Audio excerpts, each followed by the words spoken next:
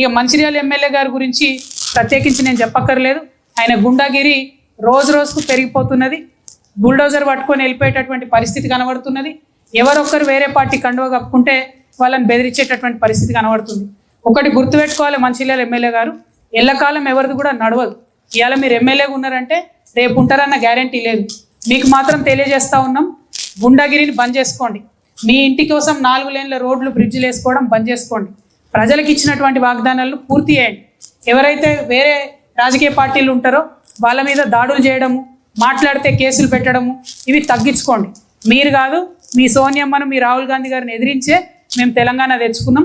మీరు ఇటువంటి గుండాగిరి చేస్తే మాత్రం రానున్న రోజుల్లో గుర్తుపెట్టుకోండి, మంచిర్యాల కేంద్రంగా తెలంగాణ రక్షణ సేన రాజకీయం చేయబోతా ఉన్నది. అద్వితీయమైనటువంటి రాజకీయ